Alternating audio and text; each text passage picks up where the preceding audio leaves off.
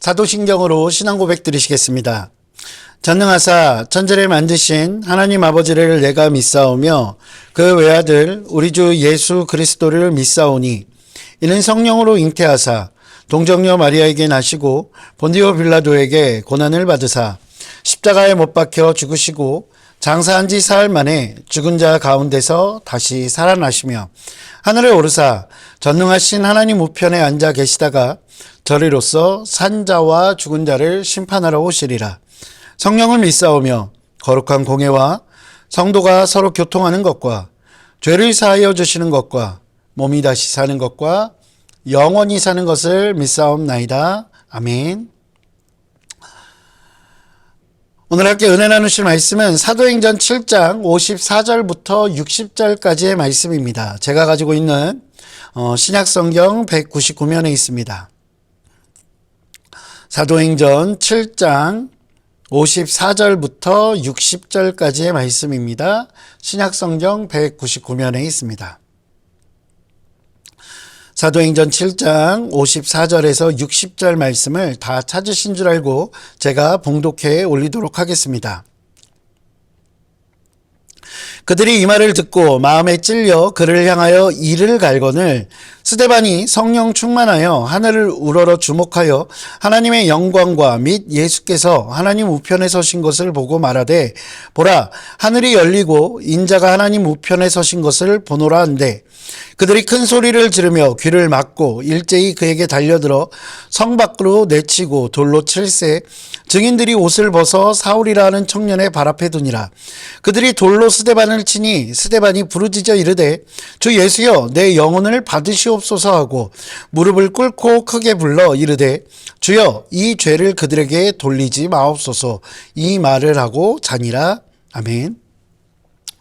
할렐루야. 오늘도 하나님께서 베푸시는 놀라운 은혜가 저와 여러분들의 삶 가운데 가득 넘치시기를 주님의 이름으로 축원합니다. 오늘 본문에서 결국 스데반 집사는 죽음에 이르게 됩니다. 산헤드린에서 최후의 설교이자 최후의 변론을 마친 스데반은 성 바깥으로 사람들에 의해 끌려 나가게 되고 거기에서 돌로 쳐서 죽게 되는 것입니다. 표면적으로는 신성 모독죄와 율법 파괴죄와 같은 그런 죄목으로 율법의 규정에 맞게 합당하게 죽인 것으로 보입니다. 그러나 그 유대인들이 스데반 집사를 죽인 직접적인 이유, 직접적인 원인이 무엇일까라고 이야기해 보면 자신들의 잘못을 조목조목 지목하는 그리고 지적하고 그것을 고발하고 있는 스데반에 대한 그 분노가 이를 갈 만큼 커졌기 때문이라고 할 수 있을 것입니다. 자신의 잘못을 지적하는 것이 과연 돌로 쳐서 사람을 죽여야 할 정도로 큰 분노일까라고 생각할 수도 있습니다. 그러나 스데반의 지적들은 유대 종교 지도자들이 자신들이 누리고 있었던 그 모든 어떤 종교적 기득권을 잃어버리게 만들 수 있는 충분한 것들이었기 때문에 그들은 더욱 분노했고 그 분노를 참을 수 없었을 것입니다.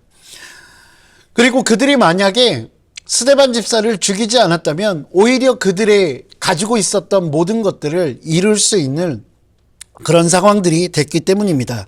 다시 말해서 그 당시 산헤드린에는 사형 집행권이 없었음에도 불구하고 스데반을 임의로 죽인 사건, 그 사건들은 자신들의 권세, 자신들이 누리고 있는 것, 그 모든 것들을 더 공고하게 지키고 수호하기 위해서 자신들의 탐욕 때문에 한 사람을 죽게 만든 살인이었습니다. 그런데 그 피해자였던 스데반 집사, 이 스데반의 죽음을 맞이하는 모습을 보면 이 모습은 저를 굉장히 당혹스럽게 합니다. 사실 이 스데반 집사의 순교 이야기는 우리가 너무나 잘 알고 많이 들어왔던 이야기입니다. 스데반 집사의 전체적인 이야기들, 그가 어떤 변론을 하고 어떤 일들이 있었고 그가 어떤 일을 했는지는 알 수 없더라도 스데반 집사가 어떻게 죽었고 그가 죽으며 마지막으로 했었던 그 기도에 대해서는 우리가 잘 알고 있다는 것입니다. 오늘 읽으셨던 것처럼 스데반 집사는 돌에 맞아 죽으면서도 자신을 죽이려고 돌을 던지는 그들을 용서하였고 그 사람들을 용서해달라고 주님께 기도하며 죽음에 이르게 되는 것입니다. 이 이야기를 들을 때마다 그런 생각이 듭니다. 과연 나라면 이렇게 할 수 있을까? 라는 질문입니다. 아마 쉽지 않을 것 같습니다. 아니, 불가능할 것이라고 저는 생각합니다. 제가 예전에 저희 아이를 한 번 때린 적이 있습니다. 한 번 때렸는데 보통은 매를 들어서 겁을 줘보기는 했는데 때려보기는 그때가 처음이자 아마 마지막이었던 것 같습니다. 그 당시 사춘기를 심하게 겪고 있었던 저희 집의 한 아이가 자신의 엄마, 저희 집사람이죠. 저희 집사람에게 막 짜증을 내고 큰 소리를 내고 그러는 거였습니다. 그래서 제가 그것을 보다가 들어가서 오히려 더 핀잔하고 그 다음에 아이에 대해서 나무라고 그렇게 혼을 냈었던 적이 있습니다. 그랬더니 그 아이가 저보고 나가라고 하면서 그 말 끝에 욕을 흘리는 것이었습니다. 물론 저를 향해서 한 욕은 아니었을 것이라고 생각이 들고 본인도 나중에 그렇게 이야기를 하기는 했습니다. 그러나 그 순간 제가 제 화를 참지 못하고 그 아이를 때렸습니다. 그리고 그 아이와 실제로 한 일주일이 넘도록 거의 2주일에 가까이 되도록 서로 말도 안 하고 얼굴도 마주치지 않고 그랬는데 물론 그 중간에 제가 한마디 문자는 보낸 적이 있습니다.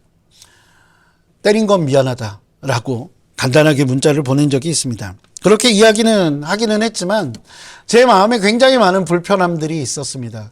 그 불편함은 무엇이냐면 아이를 때려냈다라는 그것 자체가 문제가 아니라 내 안에 미안하고 부끄러운 마음들이 있는 것, 그것이 무엇이었냐면 제가 그 아이를 때릴 때 교육적인 마음, 사랑의 마음으로 체벌을 했던 것이 아니라 내 마음에 일끓는 그 분노 때문이라는 것입니다. 물론 그 아이가 욕을 했을 때 그것이 나를 향한 것이 아니고 또한 본심이 아니라는 것을 알고 있었음에도 불구하고 그 당시에 나는 이성적으로 그것을 받아들이지 못하고 내 안에 기분 나빠서 화를 낸 것입니다. 그 말 몇 마디, 그것도 참지 못하고 죽자 살자 하는 것, 그것이 바로 인간의 한계, 인간의 모습이라는 것입니다. 그런데 자신들의 욕심을 위해서 자기에게 돌을 던지고 자신을 죄인으로 만들고 돌로 쳐서 죽이고 있는 그들을 향해, 나를 죽이려고 하는 그들을 향해 그들을 용서해달라라고 기도하는 그 기도를 과연 우리는 할 수 있을까요? 어떻게 스데반은 그런 기도와 그런 용서가 가능했을까요? 저는 그 답을 오늘 본문 55절에서 찾아봅니다. 본문 55절입니다. 스데반이 성령 충만하여 하늘을 우러러 주목하여 하나님의 영광과 및 예수께서 하나님 우편에 서신 것을 보고 라고 기록되어 있습니다. 오늘 이 본문에서 스데반은 하나님과 그 우편에 계신 예수님을 바라보고 있습니다. 물론 현실의 그 앞에는 어떤 사람들이 있습니까? 이를 갈며 그에게 분노하며 그에게 손가락질하며 돌을 던지고 그리고 자신의 생명이 위협받고 있는 그 상황들입니다. 그런데 스데반 집사의 그 시선은 그 상황과 그 환경 가운데 향해 있지 않고 오직 하늘에 계신 하나님을 향하여 그 시선이 돌려져 있다는 것입니다. 그 안에 성령으로 충만했던 스데반은 하나님의 은혜에 주목하고 있는 것입니다. 나를 힘들게 하고 나를 아프게 하는 저 사람들에게 내 시선이 닿아 있지 않고 오직 나에게 은혜 베풀어 주시는 그 하나님을 향해 그 시선이 닿아 있기 때문에 그의 마음 가운데는 평안함과 만족함과 또한 넉넉함이 있을 수 있었던 것입니다. 이것을 우리는 기억해야 합니다. 사랑하는 성도 여러분, 성령으로 충만할 때 우리는 상황이 아니라 우리를 향한 하나님의 은혜, 그 은혜에 주목할 수 있는 것입니다. 하나님을 바라볼 때 이 땅에서의 삶이 끝이 아님을 우리는 확신할 수 있고 우리를 기다리고 계신 그 하나님에 대한 소망을 가지며 살아갈 수 있는 것입니다. 또한 하나님의 우편에 계신 그 예수 그리스도를 바라볼 때 우리를 위해 희생하신 그 예수님을 닮아갈 수 있다는 것입니다. 오늘 스데반의 죽음 앞에서 그들을, 자신들을 죽이고 있는 이들을 용서할 수 있는 그 이유, 스데반이 그 모든 이들을 용서할 수 있는 이유는 바로 이것입니다. 주님을 바라볼 때 그는 평안을 누릴 수 있었던 것입니다. 주님을 바라볼 때 그 어떤 어려움 가운데서도 예수 그리스도를 닮은 삶을 살아갈 수 있는 것입니다. 물론 쉽지 않을 것입니다. 다가오는 그 파도 앞에 무너져 내렸던 그 베드로처럼 우리를 엄습하는 환경들, 그리고 미움과 분노들이 때로는 우리를 덮치기도 합니다. 그럼에도 오직 우리가 성령으로 충만하여 성령의 이끄심대로 우리의 시선을 오직 주님을 향해 두고 그 주님을 향한 시선을 놓치지 말아야 할 것입니다. 그때 주님께서 주시는 용서의 마음과 평안의 삶, 그 삶을 살아갈 수 있음을 기억하시고 또한 실제로 그 삶을 살아가시는 저와 여러분 되시기를 주님의 이름으로 축원드립니다. 기도하시겠습니다. 사랑과 은혜가 풍성하신 아버지 하나님, 우리는 날마다 우리의 감정에 휘둘리고 또한 우리의 상황을 바라보며 낙담하고 절망하며 분노하는 아버지 그런 연약한 존재임을 주님 앞에 고백합니다. 그럼에도 불구하고 하나님, 우리 안에 계신 성령님께서 우리의 시선을 움직여 주시고 우리의 마음을 움직여 주사 우리가 환경을 바라보고 상황을 바라보고 사람을 바라보는 것이 아니라 오직 주님을 바라봄으로 주님께서 베푸시는 그 평안함과 그 만족감을 누리며 살아갈 수 있도록 주께서 인도하여 주시옵소서. 주님, 우리는 예수 그리스도를 닮은 자입니다. 그 모든 이들을 용서하셨던 그 주님처럼 아버지 하나님, 우리도 더 많은 이들, 하나님의 사랑하는 백성들을 아버지 용서하며 살아갈 수 있는 넉넉한 마음의 소유자로 살아갈 수 있도록 주께서 인도하여 주시옵소서. 주님 감사합니다. 이 모든 말씀 우리 주 예수 그리스도 이름으로 기도합니다. 아멘. 하늘에 계신 우리 아버지여, 이름이 거룩히 여김을 받으시오며 나라가 임하시오며 뜻이 하늘에서 이루어진 것 같이 땅에서도 이루어지이다. 오늘 우리에게 일용할 양식을 주시옵고 우리가 우리에게 죄 지은 자를 사하여 준 것 같이 우리 죄를 사하여 주시옵고 우리를 시험에 들게 하지 마시옵고 다만 악에서 구하시옵소서. 나라와 권세와 영광이 아버지께 영원히 있사옵나이다. 아멘.